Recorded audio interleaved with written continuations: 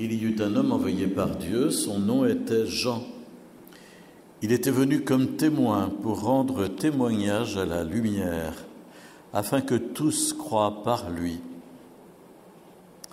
Cet homme n'était pas la lumière, mais il était là pour rendre témoignage à la lumière. Voici le témoignage de Jean, quand les Juifs lui envoyèrent de Jérusalem des prêtres et des Lévites pour lui demander « Qui es-tu » Il ne refusa pas de répondre.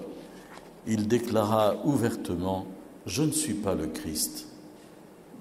Ils lui demandèrent alors « Qu'en est-il ? Es-tu le prophète Élie ?» Il répondit « Je ne le suis pas ». « Es-tu le prophète annoncé ?» Il répondit « Non ». Alors ils lui dirent « Mais qui es-tu ? Il faut que nous donnions une réponse à ceux qui nous ont envoyés. Que dis-tu sur toi-même »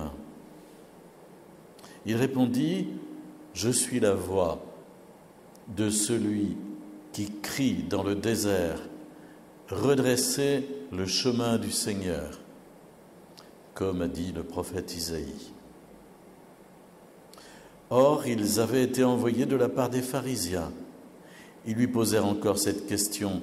« Pourquoi donc baptises-tu si tu n'es ni le Christ, ni Élie, ni le prophète ?»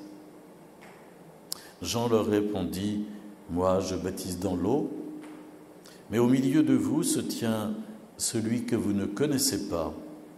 C'est lui qui vient derrière moi, et je ne suis pas digne de délier la courroie de sa sandale. » Cela s'est passé à Béthanie, de l'autre côté du Jourdain, à l'endroit où Jean baptisait. Acclamons la parole de Dieu. Louange à toi, Seigneur Jésus. Comme d'habitude, nous avons 3 lectures bibliques qui nous sont proposées en ce 3e dimanche de l'Avent et elles sont irriguées par le thème de la joie. D'ailleurs, on appelle ce 3e dimanche l'étaré en latin, le réjouissez-vous. Mais nous sommes invités à vérifier où est la source de notre joie. Je ne sais pas si vous avez remarqué dans l'oraison de la messe, moi ça m'a frappé, on disait ceci, « Dirige notre joie vers la joie d'un si grand mystère. » Dirige notre joie vers la joie d'un si grand mystère, pour que nous fêtions notre salut avec un cœur vraiment nouveau.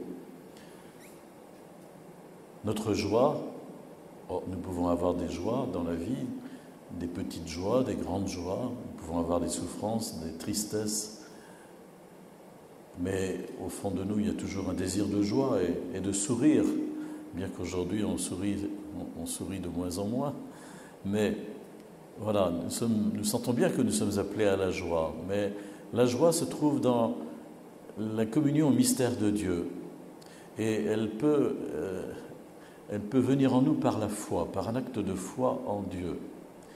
Je suis très frappé à la première lecture du livre d'Isaïe, chapitre 61, un passage qui est bien connu, où le prophète dit « L'Esprit de Dieu est sur moi, le Seigneur m'a consacré par l'onction, il m'a envoyé porter la bonne nouvelle aux humbles, etc. etc. » Et il ajoute « Je tressaille de joie dans le Seigneur, mon âme exulte en mon Dieu, car il m'a revêtu des vêtements du salut, il m'a couvert du manteau de la justice, comme le jeune marié orné du diadème.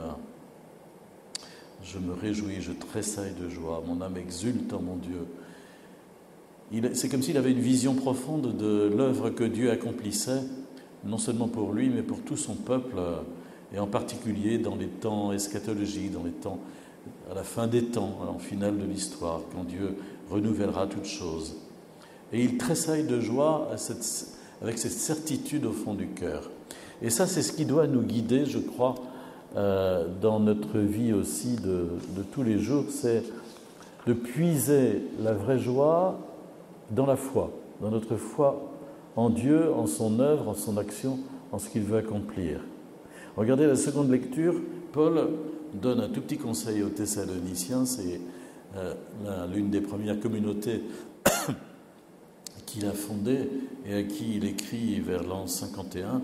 Et il dit ceci: « Frères, soyez toujours dans la joie, priez sans relâche, rendez grâce en toutes circonstances. » Je reprends ces 3 mots. Soyez toujours dans la joie. On dira « oh ». Toujours. Oh. Soyez toujours dans la joie. Deuxièmement, priez sans relâche. Sans relâche. On a l'impression qu'il est un peu excessif quand même. On n'a pas que ça à faire. Priez sans relâche. Vous savez, c'est les petits refrains qu'on a toujours. Et puis, troisièmement, rendez grâce en toutes circonstances, ajoute-t-il. Là encore, il en rajoute une couche.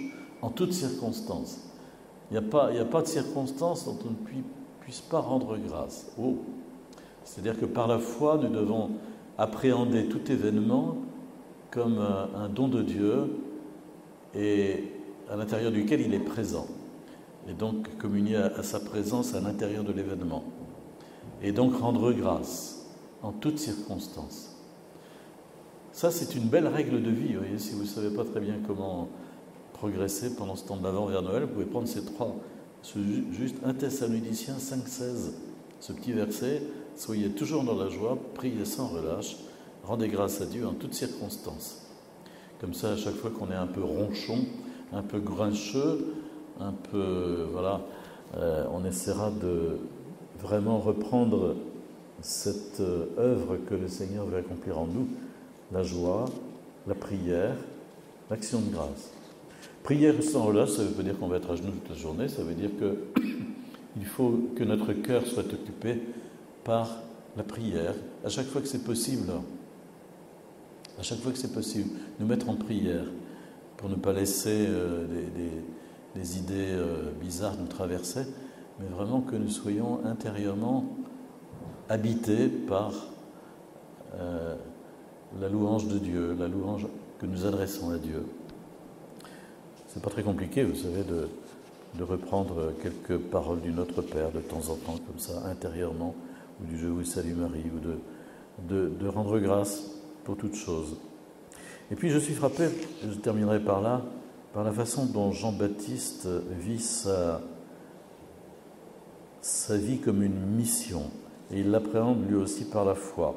Quand on lui pose la question « Qui es-tu ?», il va dire « Je ne suis pas Élie, je ne suis pas le Christ, je ne suis pas le grand prophète attendu. » Non, non, pas du tout. Et il va simplement aller chercher dans le livre d'Isaïe un verset qui est bien connu. « Je suis la voix de celui qui crie dans le désert. Redressez le chemin du Seigneur. » Sa mission, c'est de prêcher la conversion, d'appeler à la conversion.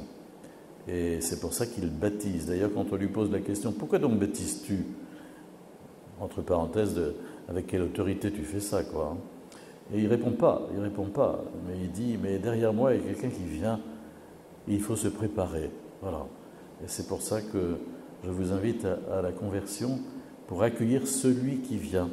Et vous avez là le sens de l'Avent, accueillir Jésus qui vient.